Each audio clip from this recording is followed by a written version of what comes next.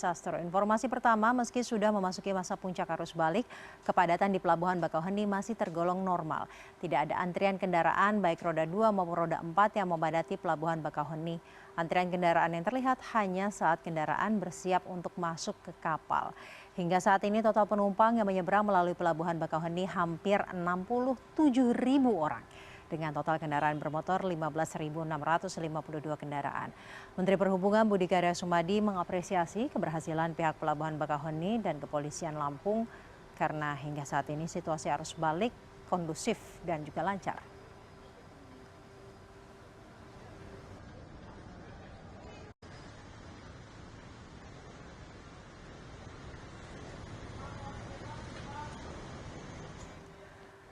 Dan bagaimana kondisinya di Pelabuhan Bakauheni pada sore hari ini? Apakah masih tetap kondusif? Saya akan menyapa rekan saya Irin Wardani yang saat ini ada di Pelabuhan Bakauheni Lampung. Kalau dilihat ini di belakang Anda adalah antrian kendaraan yang akan masuk kapal. Irin, apakah benar hingga sore hari ini bahwa antrian terjadi hanya saat masuk ke kapal, tidak mengular hingga pada memasuki pelabuhan, Irin? Ya, selamat sore Sasa. Maaf suara Anda terputus-putus dan memang benar kalau bisa saya tadi dengar pertanyaan Anda, ini antrian untuk memasuki kapal sekitar sudah 30 menit mereka menunggu karena memang harus bergantian di sini di dermaga reguler ini tujuannya adalah ke dermaga 3, 4, 5, dan 6. Sedangkan nanti di sebelah sana kita nggak bisa kelihatan dari sini Sasa, di sebelah sana itu menuju ke dermaga 1 dan 2 seperti ini antriannya. Nah ini calon penumpang yang akan masuk ke kapal ini yang membawa kendaraan roda 4 ini sudah menunggu sekitar 30 menitan lebih dan tadi saya mendapatkan informasi bahwa mereka sudah mengalami penyekatan beberapa kali seperti itu Sasa karena memang hari ini adalah puncak arus balik menuju ke Pulau Jawa melalui Pelabuhan Bakauheni. Nah para penumpang-penumpang ini tadi selain diperiksa atau di screening tiketnya di kilometer 20 di wilayah rest area, di kilometer 12 juga mereka mengalami penyekatan. Jadi antara mobil dan motor di kilometer 12 itu disekat supaya tidak ada penumpukan yang terjadi di pintu-pintu pelabuhan, bahkan di dalam pelabuhan sendiri untuk menuju ke dermaga-dermaga yang sudah disediakan sesuai dengan tiketingnya seperti itu. Ini sudah menunggu nih anak-anak santuy banget ya saya mereka sambil menunggu memang sambil berfoto-foto bersama keluarga seperti itu dan kalau Anda lihat nih barang bawaannya juga cukup banyak ya. Nah kalau Anda bisa lihat saja di mobil-mobil, di tiap mobil itu ada stiker warna hijau, itu adalah stiker yang menandakan bahwa mereka telah memiliki tiket dan sudah bisa memasuki pelabuhan seperti itu. Karena memang dari pihak kepolisian Lampung sendiri sudah menerapkan sistem screening. Mereka akan di-screening tiketnya dan kemudian diizinkan untuk masuk jika sudah memiliki tiket dan sudah jam keberangkatannya. Jadi minimal maksud saya 6 jam sebelum keberangkatan mereka sudah memasuki wilayah sini seperti itu saja. Dan ini panjangnya itu adalah pintu masuk ke pelabuhan. Ke dermaga maksud saya, panjangnya sudah cukup panjang, memang semakin sore semakin panjang seperti itu. Saya ingin bertanya Pak, maaf saya tiba-tiba bertanya nih, ada salah satu narasumber, Bapak namanya siapa Pak? Aldi. Pak Aldi ya Pak, ini haus banget ya Pak, capek Pak? Banget. Capek nunggunya atau capek? Capek nunggunya. Nunggu berapa lama nih Pak? Udah hampir 2 jam. Di sini 2 jam? 2 jam dari pintu masuk sini. Dari pintu masuk 2 jam, berarti padat banget dong Pak? Banget, apalagi ntar malam. Nah Pak, Bapak asalnya tadi nyetir dari mana? Kota Agung. Kota Agung ya?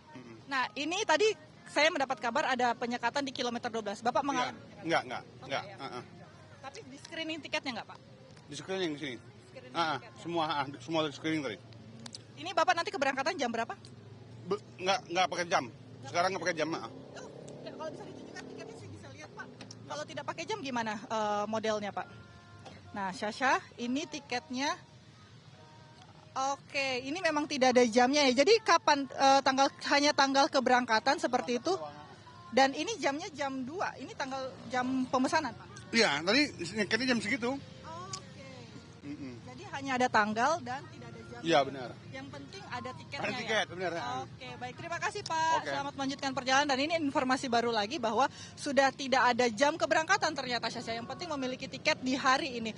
Karena memang dari pihak ASDP sendiri sudah menyatakan bahwa tidak akan ada tiket yang hangus. Cuma ini masih menjadi pertanyaan. Jika tidak ada tiket yang hangus berarti para penumpang yang ketinggalan hari ini karena diakibatkan macet itu akan menumpuk di keesokan harinya. Sehingga perlu strategi lebih awal. Syasha, saya ingin mengajak Syasha melihat kondisi di kendaraan roda 2 karena bersebelahan dengan kendaraan roda 2. Nah, ini roda 2 sudah masuk terlebih dahulu dibandingkan mobil, padahal ini adalah tadi sudah masuk sekitar 10 menit yang lalu mereka dermaga Syasha dan sekarang sudah kosong. Nah, ini sudah masuk antrian lagi seperti itu. Jadi memang secara berkala diatur kendaraan roda 2-nya ini karena memang roda 2 walaupun yang mendominasi adalah kendaraan roda 4, cuma memang lebih gampang untuk loadingnya di kendaraan roda 2. Dari Menteri Perhubungan sendiri sudah menyatakan akan menambah trip perjalanan.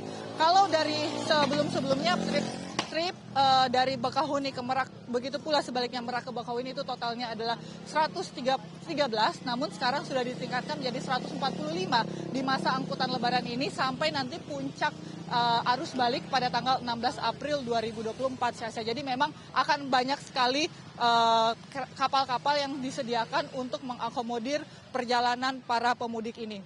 Syasha, yang jadi catatan memang jika kita bandingkan dengan Pelabuhan Merak sendiri yang sempat chaos, yang sempat mengalami kemacetan hingga 6-10 jam seperti itu Syasha.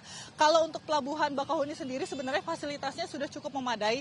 Ini dibantu dengan adanya beberapa rest area yang sudah mulai aktif dan juga pintu-pintu tol. Kemudian sehingga ketika terjadi kepadatan bisa disekat di beberapa titik di pintu-pintu tol dan di beberapa rest area. Seperti yang tadi saya bilang, ada penyekatan di kilometer 12 dan itu walaupun tidak semua pengendara mengalaminya karena banyak sekali jalur, tapi di beberapa titik ada penyekatan, ada pemberhentian sehingga tidak terjadi penumpukan di pintu-pintu tol.